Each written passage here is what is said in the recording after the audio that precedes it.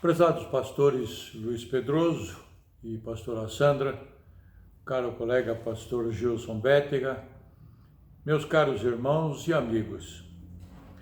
A lição que vamos estudar hoje tem como título Considerações sobre a inspiração da Bíblia. Ela foi escrita a 4 mãos, a saber, do pastor Rui Barbosa Caetano Lima e sua esposa Neide Aparecida Cabeça Lima. Esperamos que seja uma sábia e justa resposta para muitas pessoas que às vezes questionam sobre a autenticidade das Sagradas Escrituras. Consideremos nesta preliminar alguns itens. Primeiro, a Bíblia é o compêndio autossuficiente da revelação do único Deus do universo dada aos homens. Segundo, sem esta máxima, não poderíamos compreender pelo menos um pouco sobre a pessoa do nosso Pai, Criador, Provedor e tantos outros adjetivos que são dirigidos em nosso benefício. Terceiro, nenhum outro livro, quer de ordem religiosa ou científica, consegue superar a Bíblia, pois ela é a palavra de Deus, embora os homens tenham sido usados para grafar as mensagens do Yahvé. Quarto, esses homens sempre foram sinceros em iniciar suas mensagens, notadamente as proféticas, com as seguintes palavras: assim diz o Senhor. Quinto, a Bíblia já foi alvo de perseguição, tentativa de destruição através de fogueiras, mas ela, a todas estas coisas, subsistiu. A partir da Reforma Protestante, 1517, na instrumentalidade de Martinho Lutero, iniciou-se um novo período de difusão e ensino da Bíblia. Gutenberg, em meados do século XV, inventou a imprensa e não teve dúvida em imprimir a Bíblia para melhor e maior difusão da palavra de Deus à população de seu país, bem como para toda a Europa, alcançando todo o planeta. Foi em 1450, mais precisamente, que um exemplar da Bíblia começou a ser impresso e terminado em 1455. Foi, sem dúvida, um fato histórico.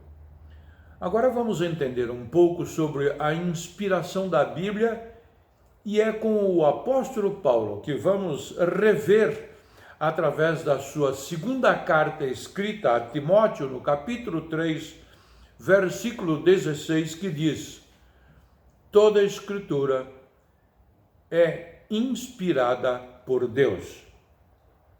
Outro fato histórico é que as Escrituras Sagradas não foram escritas só de uma vez.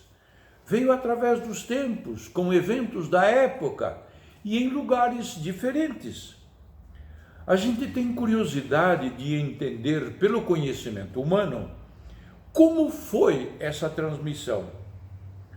Os autores desta lição fizeram uma boa e profunda pesquisa. Por exemplo, o termo genérico inspiração significa, no original hebraico, respirado. A ideia é que os historiadores introjetaram dentro de suas almas as mensagens que lhes vinham à mente e passaram a fazer parte de suas vidas. Algo que não era somente para eles, mas através deles deveria ser compartilhado com todos os demais.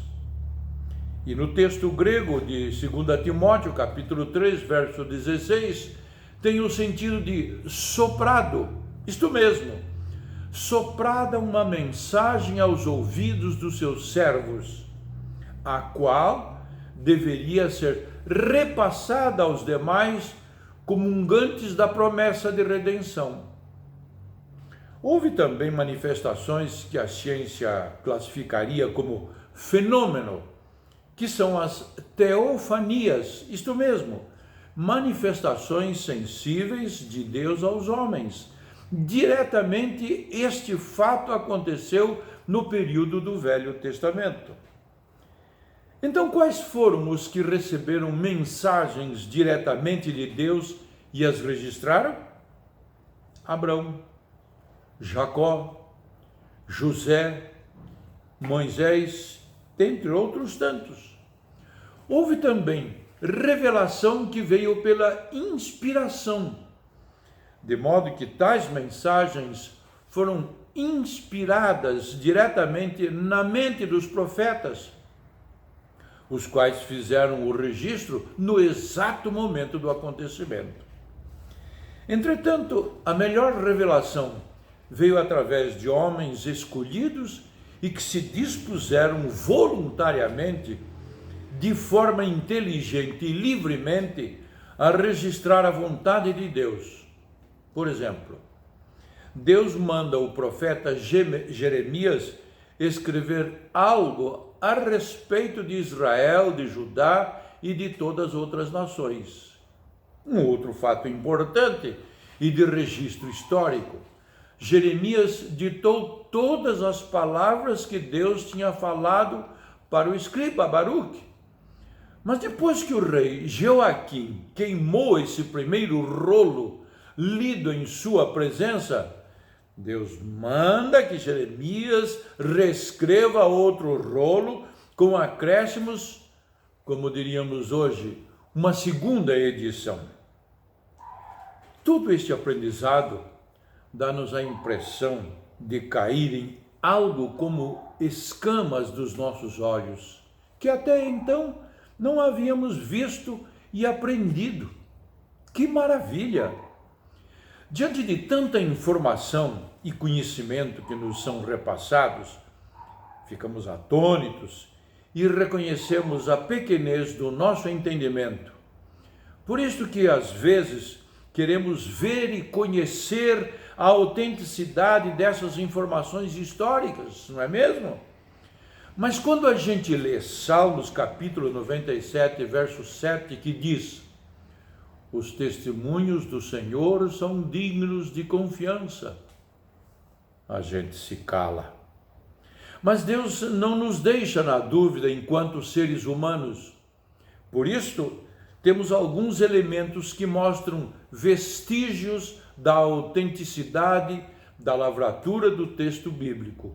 Por exemplo, embora não tenhamos os escritos originais dos livros da Bíblia, entretanto, temos algumas cópias muito antigas e confiáveis e que são homogêneas no seu contexto histórico. Um exemplo disto foi a descoberta de alguns manuscritos nas cavernas de Qumran nos idos de 1947, fato recente, os quais foram cuidadosamente analisados por cientistas da arqueologia e considerados autênticos. Naquelas épocas remotas, os pergaminhos eram muito raros. Sabe por quê? Eram difíceis de produzi-los.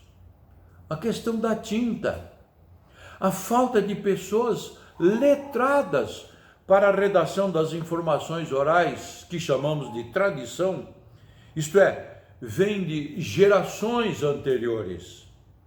Tanto isto é verdade que o Senhor, de acordo com o texto de Deuteronômio, capítulo 4, verso 9, ordena que eles memorizem seus mandamentos e revelações e os transmitam às gerações futuras. Temos 2 livros na Bíblia que desconhecemos seus legítimos autores. Por exemplo, o livro de Jó, no Velho Testamento, e a carta aos Hebreus, no Novo Testamento. Mesmo não conhecendo os verdadeiros autores a comunidade judaico-cristã do primeiro século reconheceu-os como autênticos e inspirados por Deus. Mais um histórico. O apóstolo Pedro, no dia de Pentecostes, fez citação da profecia de Joel, capítulo 3, versos 28 a 32. Então, aquele fato histórico do Pentecostes era o cumprimento de uma profecia proferida há centenas de anos passados.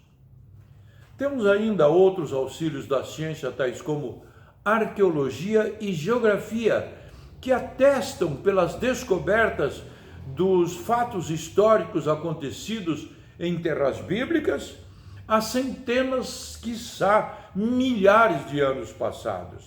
E mais, o historiador Flávio Josefo, que viveu e escreveu durante o primeiro século depois de Cristo, faz relatos em seus livros sobre a vida de Jesus e da igreja cristã primitiva. Estas referências confirmam a autenticidade da Bíblia, que é para nós a palavra de Deus.